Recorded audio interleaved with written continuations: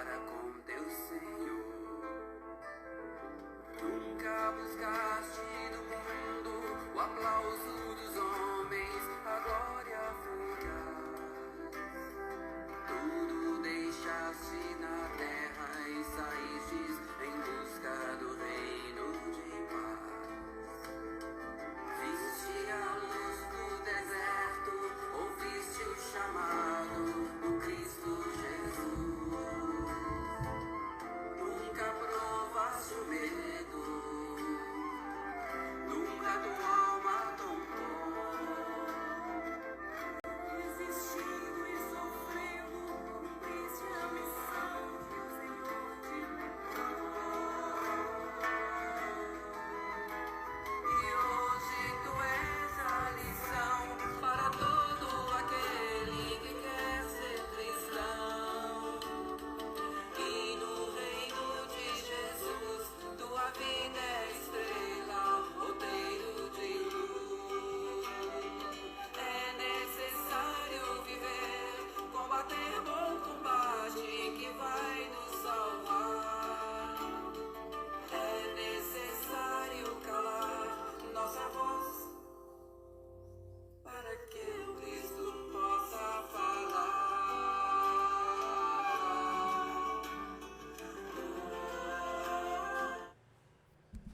Oi, meus amigos, meus irmãos, sejam muito bem-vindos a mais um estudo das cartas de Paulo à luz da doutrina espírita. Hoje vamos vamos estudar como um todo o capítulo 7 da primeira carta aos Coríntios. Olha que alegria! Gente, sem perda de tempo, esse capítulo é enorme, são 40 versículos, mas nós vamos passar mais rapidamente, porque tem poucas mensagens na obra da FEB, composta pelo Saulo César, né, feita pelo Saulo César, comentários às cartas de Paulo, o Evangelho por Emmanuel. Não tem nenhuma mensagem sobre esse capítulo 7, tá? Nós colocamos uma por nossa conta, lá no finalzinho do capítulo, mas é um capítulo bem extenso e fala sobre casamento, fala sobre celibato, fala sobre a virgindade, tão citada, né, pelas pessoas que estudam a Bíblia. E é importante, esse capítulo é muito importante, a gente situar o contexto em que Paulo vivia, que ele vai falar sobre virgindade, sobre o pai oferecer a sua filha para o casamento, que era uma prática comum na época. Hoje os tempos mudaram um pouco, mas na época era isso que acontecia. Tinha que ter a bênção do pai. Se não tivesse, o casamento não era abençoado, não era bem visto. Ele vai falar sobre o papel da mulher no relacionamento, sobre o papel do homem no relacionamento. Daqui nós vamos desfazer um equívoco muito grande que muitas pessoas ainda cometem ao falar de Paulo. Algumas pessoas que leem, mas não estudam. Como nós vimos no capítulo passado, quando Paulo citava algumas questões da época e que as pessoas traduzem hoje para, por exemplo, homossexuais, e que na verdade não era nada daquilo. E aqui Paulo vai falar sobre a mulher, sobre o homem, e algumas pessoas interpretam que Paulo era preconceituoso, mas a gente vai ver que não é isso. Claro que não, porque não bate com a pessoa Paulo de Tarso. Então você não tem como ter um apóstolo formado, apóstolo feito, e preconceituoso, por exemplo, com as mulheres, por exemplo, com os homossexuais. Não bate. Conhecereis a árvore pelos seus frutos. Bom, vamos lá, vamos em frente, capítulo 7 da primeira carta aos Coríntios. Esclarecimentos sobre casamento, celibato e virgindade. O capítulo todo vai falar sobre isso, tá?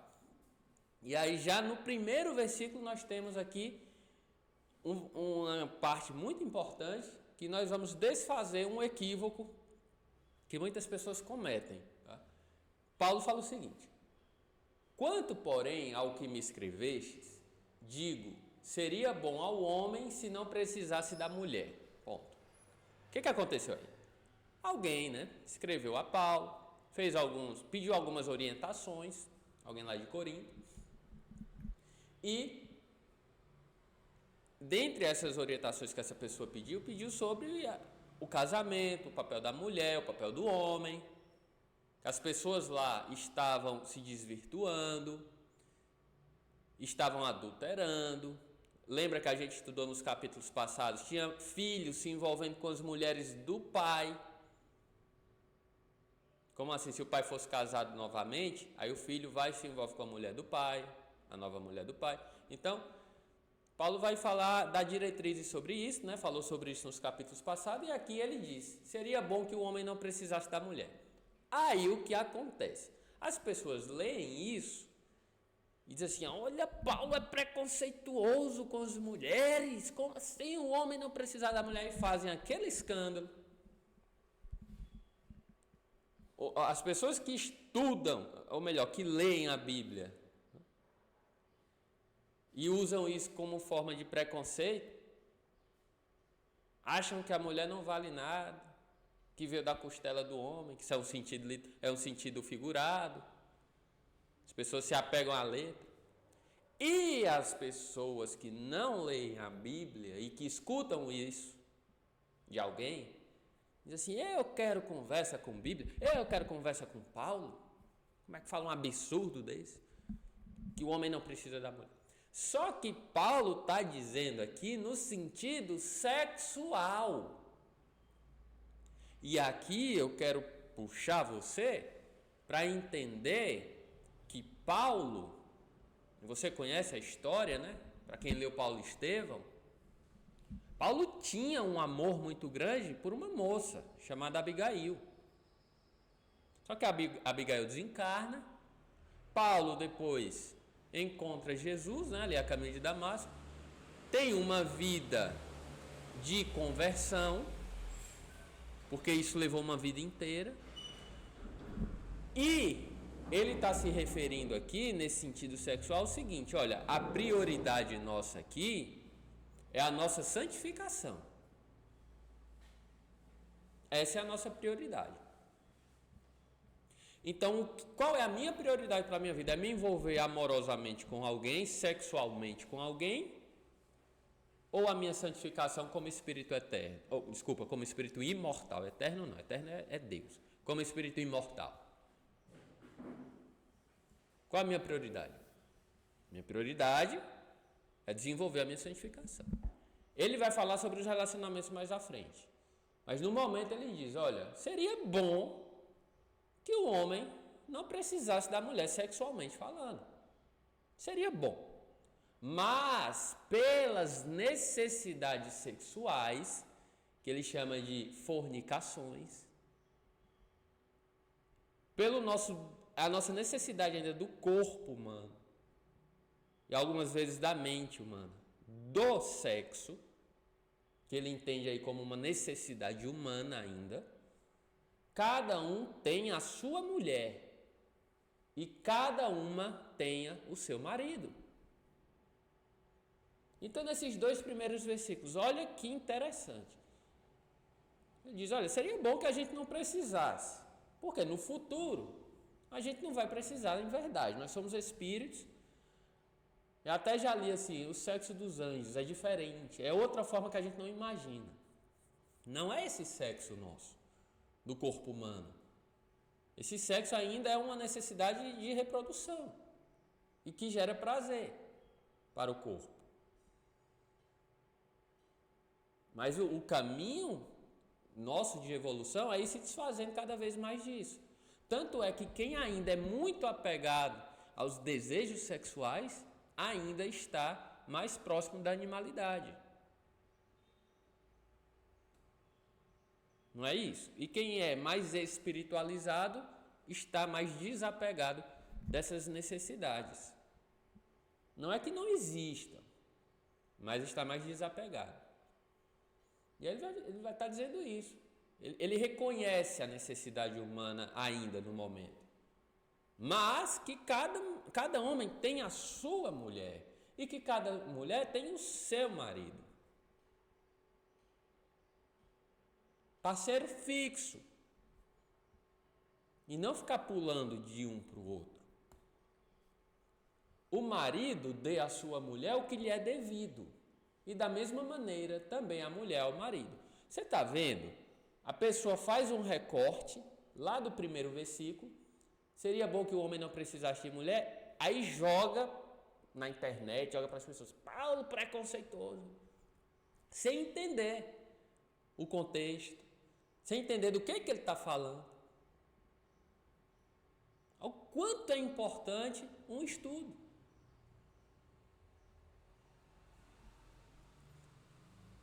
Aí ele continua.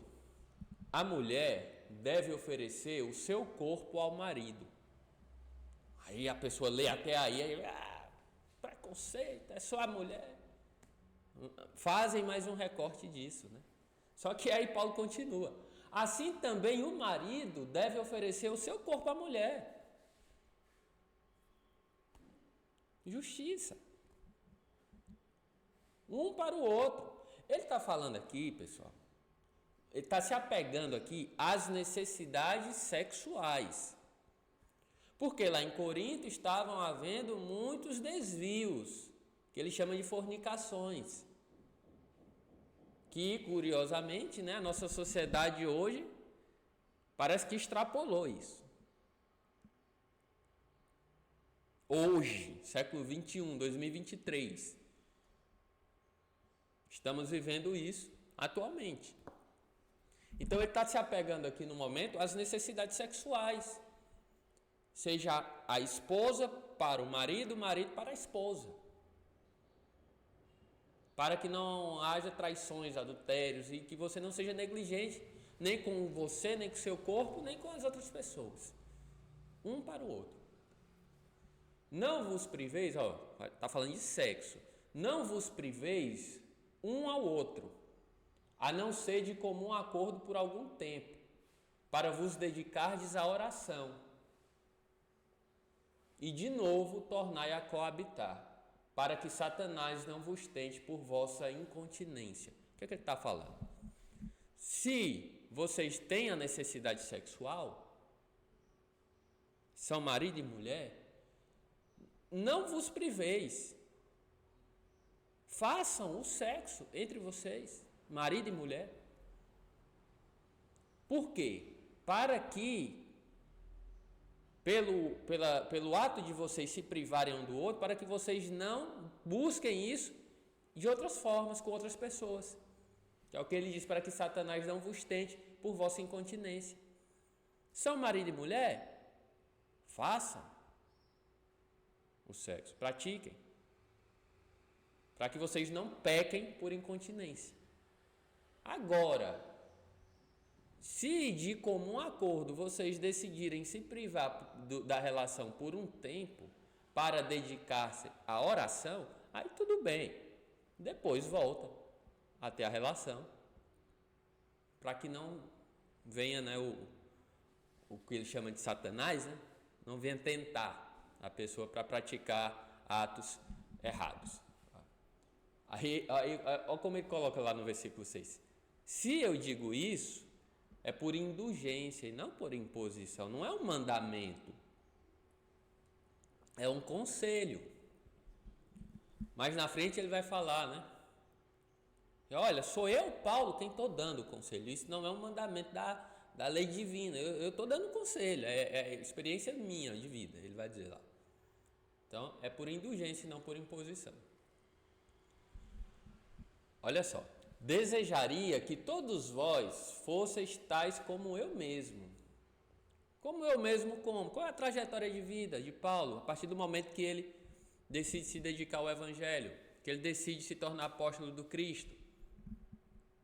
Seguir a vida em busca da sua santificação, da sua sublimação espiritual. Então, olha, eu desejaria que todo mundo fosse assim. Mas cada um recebeu de Deus o seu próprio dom, que certamente é diferente de uns para com os outros. Olha a visão de Paulo como era ampla. Ele está dizendo assim, olha, eu recebi o dom de me dedicar ao evangelho, pregando, abrindo igrejas, esclarecendo mentes e corações. Você pode ter recebido o dom de formar uma família, ter uma esposa, filhos. É um dom diferente. Aí Paulo diz assim, eu compreendo isso. Digo também aos solteiros e às viúvas que lhes é bom permanecerem assim como eu. Nessa busca pela sua santificação. Ele está dizendo, olha, relação sexual não é prioridade, é uma necessidade humana, mas não é prioridade. Então seria bom permanecer assim como eu em busca da sua santificação. Mas, se não se contém, casem-se. Casem-se porque é melhor casar do que se abrasar. Olha essa visão de Paulo, né? Poxa, é bom ir em busca da sua santificação, deixando as relações sexuais de lado, buscando outros interesses do espírito. Mas se você não aguenta ainda, se você ainda tem muito forte essa necessidade das relações sexuais, busque um parceiro para se casar. Por quê? Porque você vai ter um parceiro fixo, vai ter uma família. Então é melhor se casar do que se abrasar, né? Do que pecar, do que, na nossa linguagem hoje, cair no mundo. Não é isso? Mas aqueles que estão unidos em matrimônio, mando, não eu, mas o Senhor, que a mulher não se separe do marido. Aqui, gente, muitas pessoas usam isso, não pode se separar, não pode se separar. Existe um preceito por causa disso. Porque está muito forte na Bíblia que as pessoas não deviam se separar. E aí o Espiritismo, a Bíblia, ela é como se fosse um mandamento. Era como se fosse mandatório. Mas o Espiritismo vem explicar o porquê. Através da lei de causa e efeito, através das reencarnações, dos recomeços. Muitas vezes eu tenho no meu lar, como minha esposa, como meu esposo, meu companheiro, minha companheira, alguma relação que precisa ser refeita. Uma relação que foi mal feita no passado, que houveram equívocos e que a gente vem junto de novo para tentar refazer aquele laço. Aí eu vou me separar, eu vou jogar fora a oportunidade divina que Deus nos dá de refazer um laço que precisa ser refeito. A doutrina espírita diz, olha, ninguém vem para a Terra programado para casar e separar. Ninguém. Existe a programação do casamento, não da separação. Agora, quando os conflitos passam do aceitável, do limite, quando existem agressões psicológicas, físicas, principalmente, aí, gente, aí a doutrina espírita não diz, permaneça casado, não. Tem um limite. Passou do limite, dos males o menor, a separação.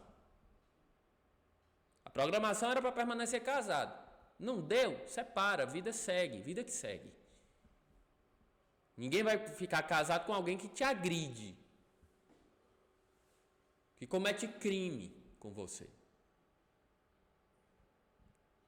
Mas nós entendemos a necessidade, né?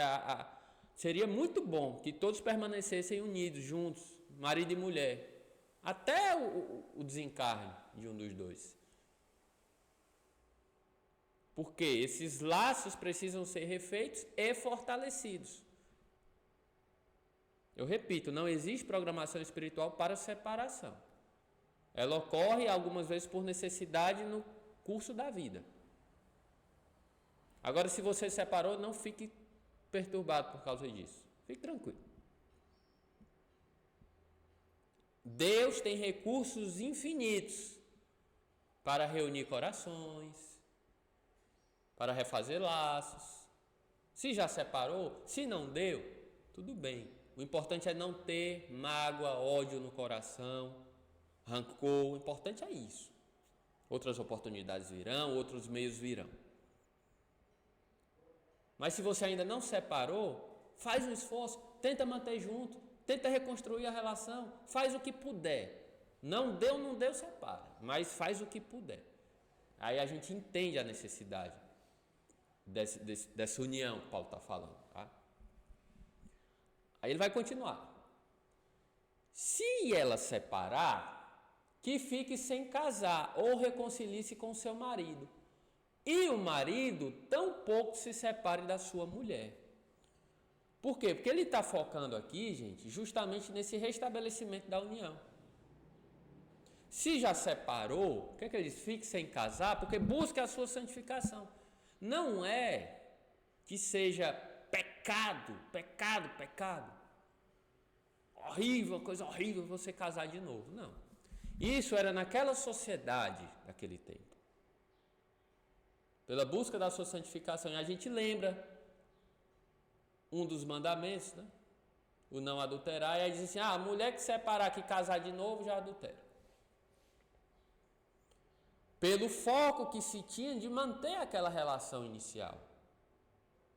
E a gente na doutrina espírita entende isso hoje como a prioridade de você fortalecer um laço afetivo. Nós sabemos que nada é por acaso, que ninguém está com ninguém por acaso. Tá? Aos demais eu lhes digo, não, Senhor. É opinião minha, Paulo. Se algum irmão tem mulher e esta não lhe compartilha a fé, mas está habitando com ele, coabitando, está morando com ele, está junto, não a largue. Então, eu, Paulo, lhe digo, se você tem sua esposa e ela não compartilha da sua fé, não largue ela por causa disso. Não largue. Tem gente que diz assim, eu vou me separar porque a pessoa não tem a mesma religião que eu. Aí a gente quer que todo mundo seja igual a gente, né? E não é assim. Não largue ela. E se uma mulher com fé tem marido que não lhe compartilha a fé, mas também consente em coabitar com ela, não largue ela o seu marido, a mesma coisa. Não largue o esposo. Porque ele não tem a mesma fé que você, a mesma religião, não acredita nas coisas que você acredita. Conselho dele, de Paulo. Porque o marido sem fé é santificado pela mulher com fé. E a mulher sem fé é santificada pelo marido com fé. Do contrário, vossos filhos não seriam abençoados pela fé, mas agora o são. Gente, isso aqui que Paulo está falando, a gente encontra na obra de André Luiz, quando é relatado lá por André que uma mulher, se eu não me engano era evangélica, era uma mulher de oração, uma mulher digna, espiritualizada, e o marido era negligente.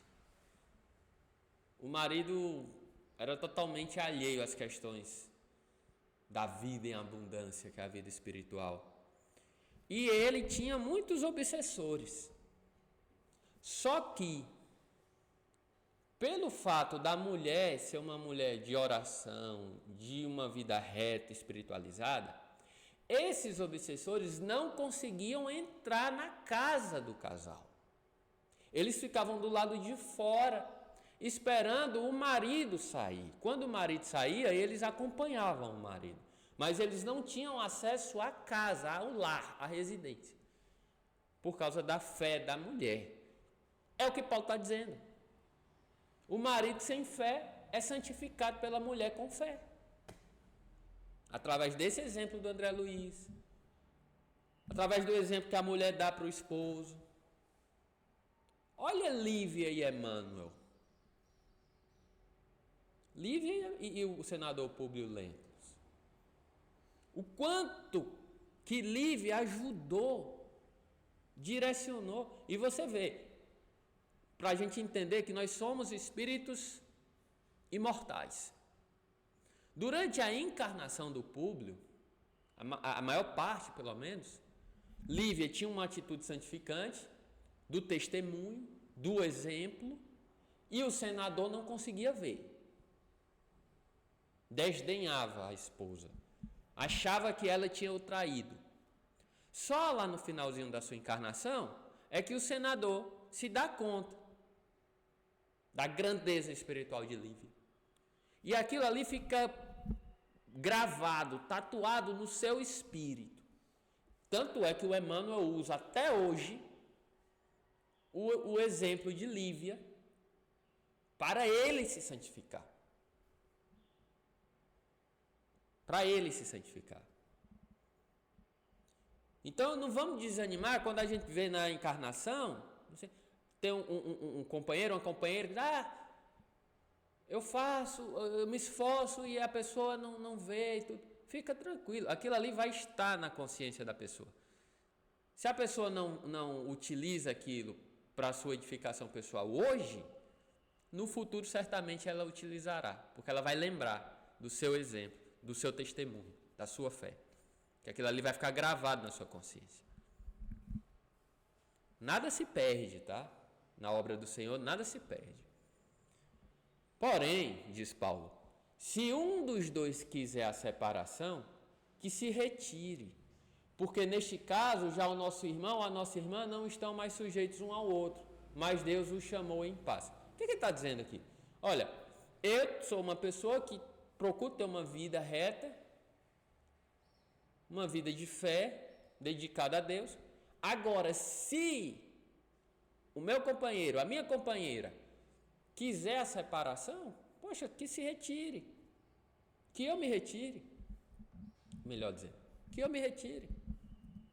Eu, por minhas mãos, não devo buscar a separação. Porque eu entendo a necessidade da gente permanecer junto. Mas se o meu companheiro, a minha companheira quiser a separação, que eu me retire em paz. Eu me retiro em paz. Porque Deus me chamou em paz. E eu devo seguir minha vida em paz, com a minha consciência tranquila.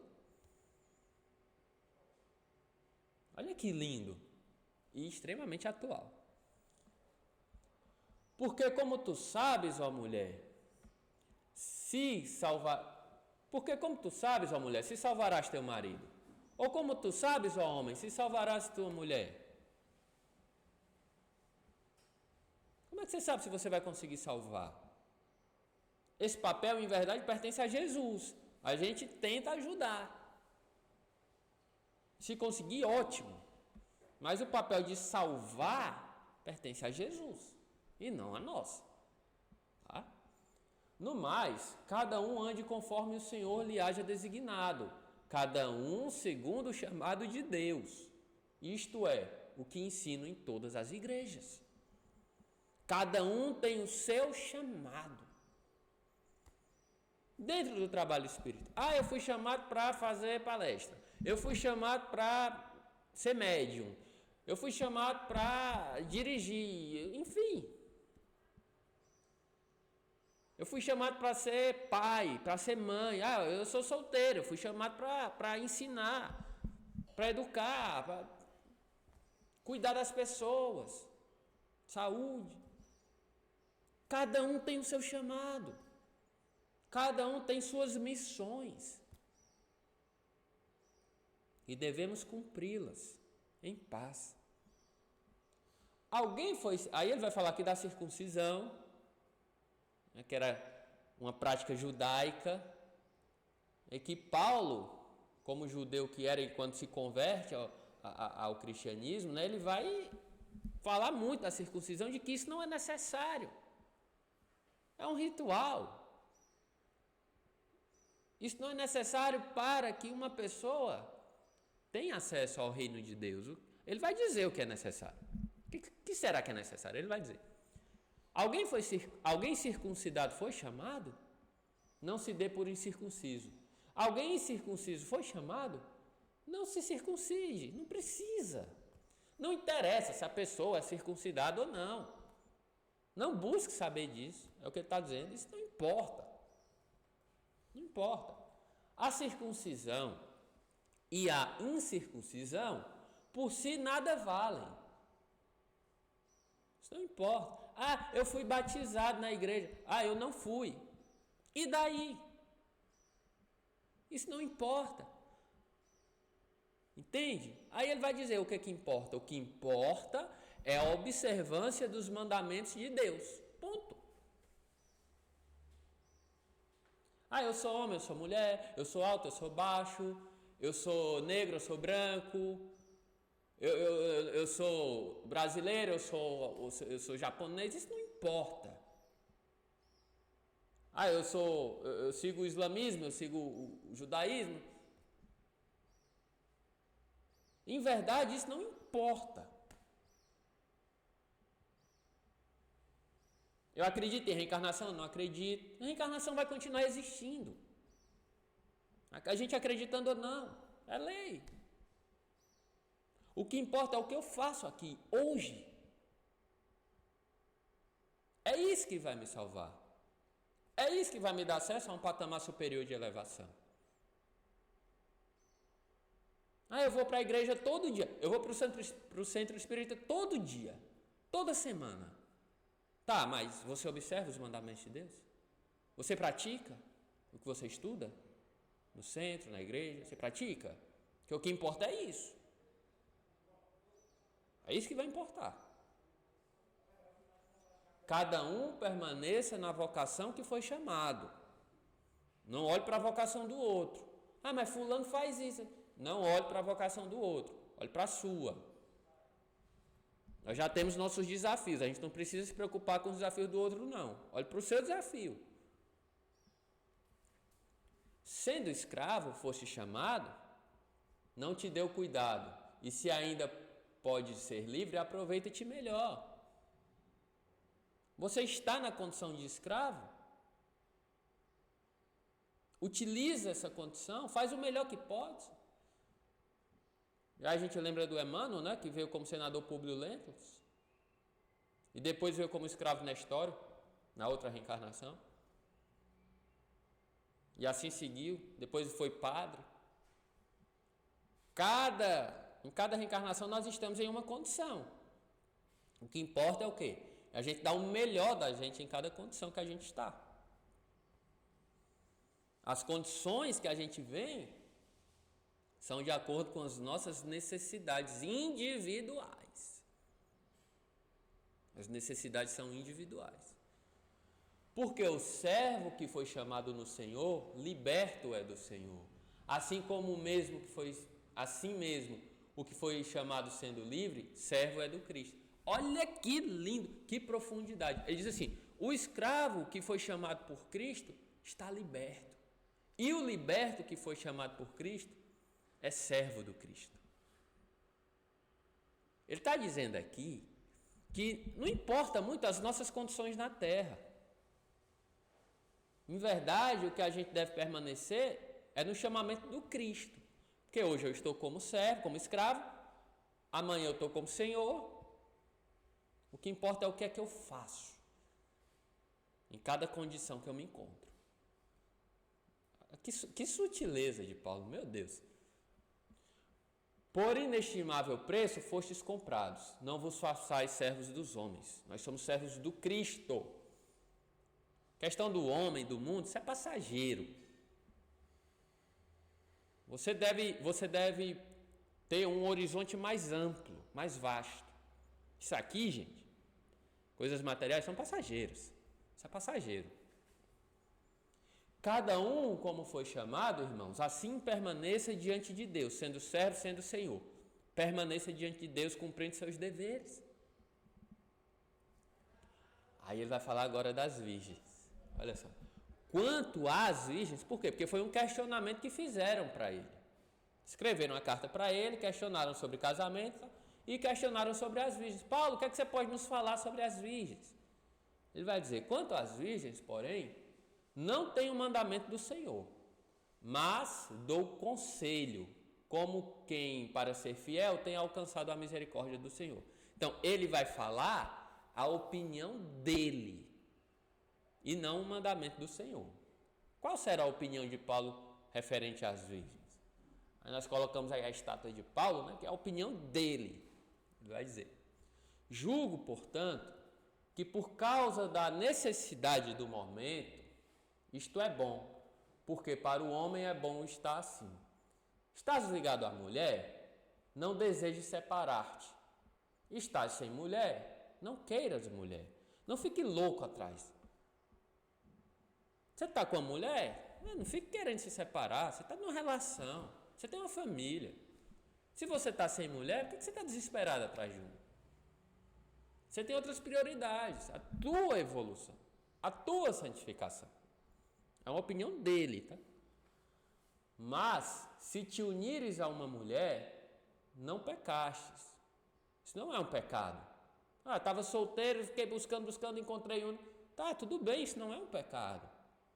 É assim, a opinião de Paulo, era melhor que você buscasse a sua santificação, no seu caminho. Aí a gente tem os exemplos, né, do Evangelho de Chico Xavier, Madre Teresa, Francisco de Assis, Divaldo, né? Que não se uniram, buscaram um caminho, porque tinham suas missões fora do casamento. Mas quem se uniu, isso não é pecado. E se a virgem casar, não pecou. Também não pecou. Todavia, os tais, olha só, os tais padecerão tribulação na carne, e eu quisera poupar-vos. O que Paulo está dizendo? As dificuldades de convivência, gente. E as tribulações também. As outras tribulações da carne, do corpo humano, da necessidade humana. Ele diz assim, olha, gente, a minha vida é tranquila. Ele está dizendo, né? A minha vida é tranquila, eu sem me casar, porque eu me dedico 100% ao Senhor. 100% do meu tempo eu me dedico ao Senhor. Então é isso que eu quero para vocês. Mas se vocês se casaram, se buscaram se casar, tudo bem, não tem problema, mas vocês vão passar alguns perrengues. Eu só estou querendo poupar vocês. Mas tudo bem, vida que segue. Isto finalmente vos digo, irmãos, o tempo passa breve, a fim de que para o futuro os que têm mulheres sejam como se não as tivessem. Gente, o que Paulo está falando é que tudo aqui é passageiro. A gente casa nesta encarnação, na próxima a gente pode não casar, na próxima a gente pode casar com outra pessoa. Então isso aqui é passageiro, ele tem consciência disso. Aí ele diz, os que têm mulheres sejam como se não as tivessem. Algumas pessoas leem isso aí, fazem um recorte disso e acham que Paulo está desdenhando das mulheres de novo. Não tem nada a ver, ele está falando da temporalidade da encarnação, da vida física. Eu não posso ter minha esposa como minha propriedade. Não posso. Porque todos nós pertencemos ao Senhor. Na próxima encarnação, ela pode casar com outra pessoa.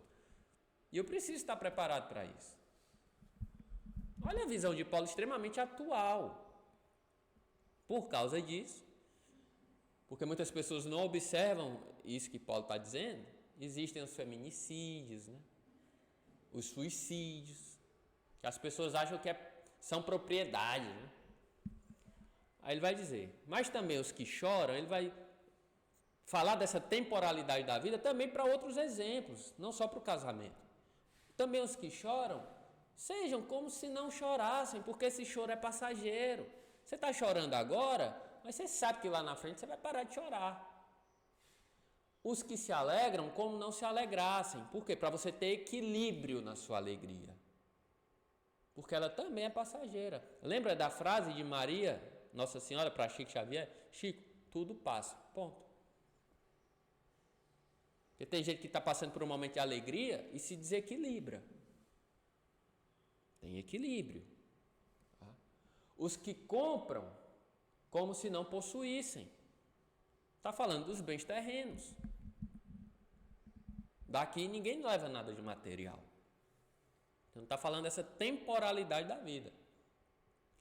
E os que desfrutam deste mundo, como se dele não desfrutassem, porque a aparência deste mundo passa.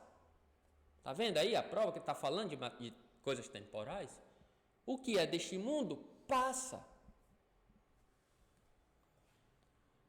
Quero, pois, que vós vivais sem inquietação. Por que ele está dizendo assim? Olha, tudo passa.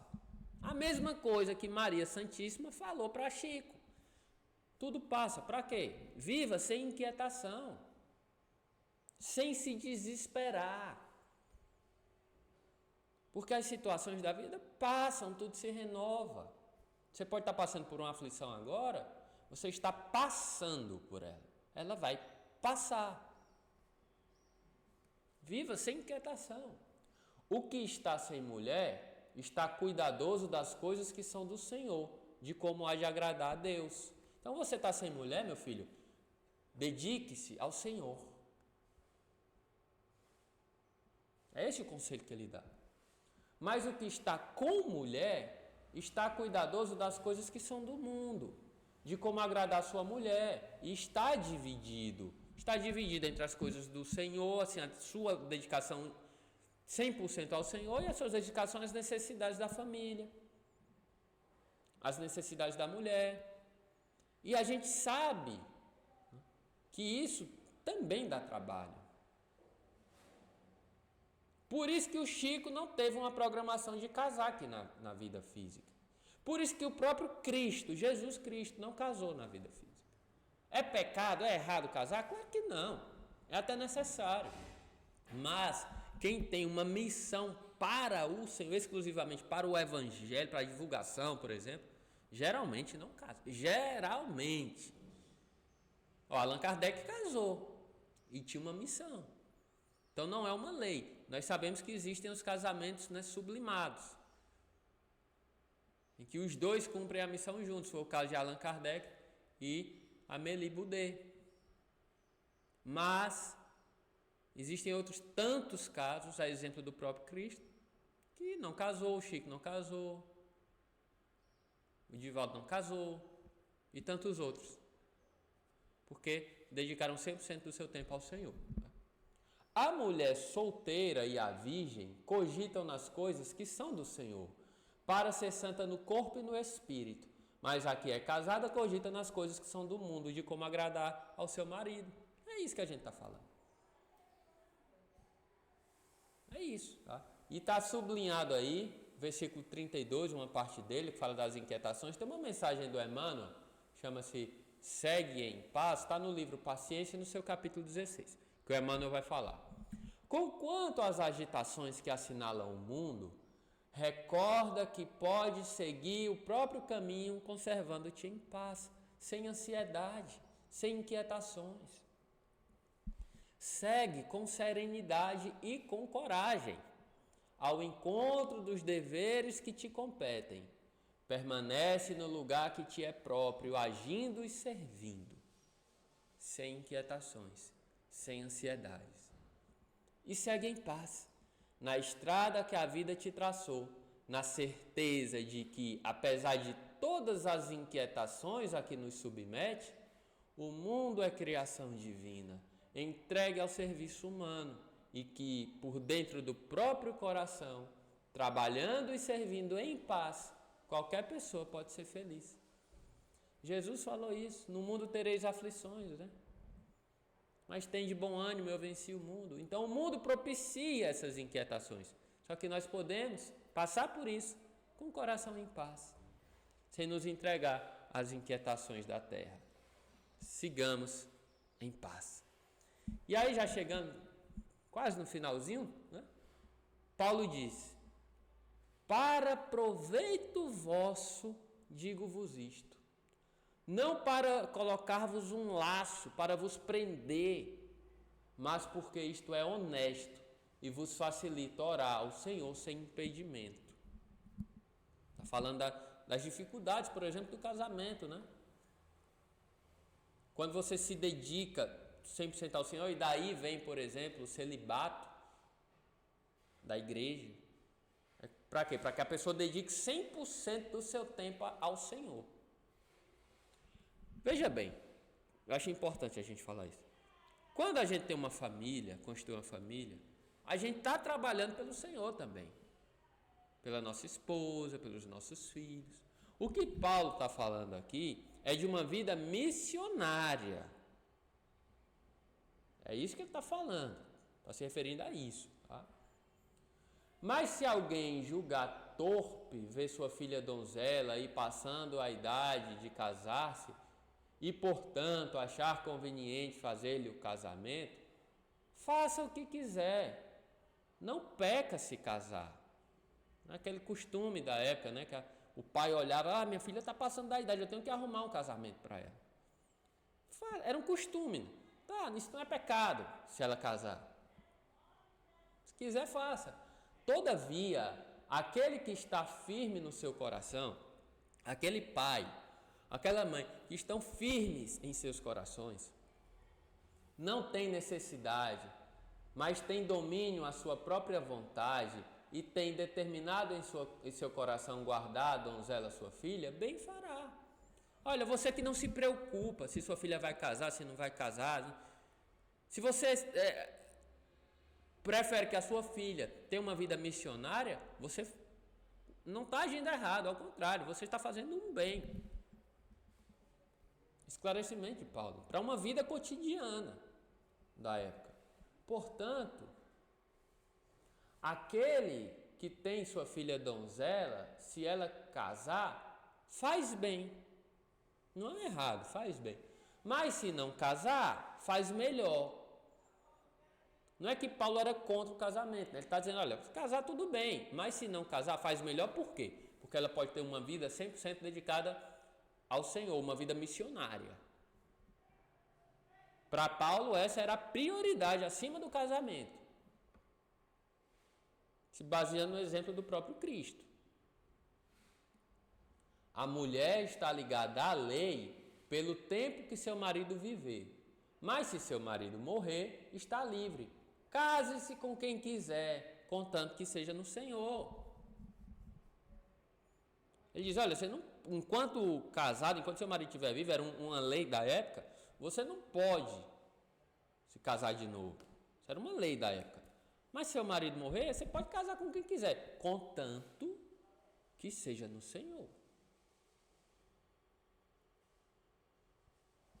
Será, porém, mais bem-aventurada se permanecer conforme o meu conselho. E julgo que também eu tenho o Espírito de Deus. Então, Paulo está dizendo, olha, eu estou dando o conselho, é um conselho meu.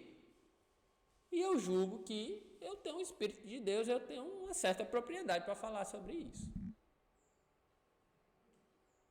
Que capítulo lindo, extremamente atual. Fala de leis da época, aqui no 39 ele falou de uma lei da época, mas também atual, quando diz, olha, contanto que se quiser casar de novo, case, mas contanto que seja no Senhor. E o capítulo inteiro é muito atual, que fala dos conflitos, que fala da entrega do marido para a esposa, da esposa para o marido, que fala da nossa necessidade da dedicação ao Senhor, fala da família, fala sobre virgindade, que hoje não é tão atual, mas que na época era um escândalo, por exemplo, se a mulher perdesse a virgindade sem se casar. Ele fala, olha, se dedique às relações no Senhor, santificando as suas relações, e não dando vazão às fornicações. É o ideal, tá, gente? É o ideal. É que cada um tenha o seu parceiro fixo para se dedicar a ele. É o ideal. E aqui terminamos o nosso estudo de hoje, né? Com esta frase, lá do versículo 31. Os que desfrutam deste mundo, como se dele não desfrutassem, porque a aparência deste mundo passa. Tudo aqui passa. Que a gente possa ter isso em mente para que a gente leve uma vida mais tranquila, mais serena, com muita esperança e muita fé. Foi um prazer estar contigo. Nos veremos no próximo estudo, lá no capítulo 8º da primeira carta de Paulo aos Coríntios. Um grande abraço, que Deus te abençoe, que Jesus seja convosco. Tchau!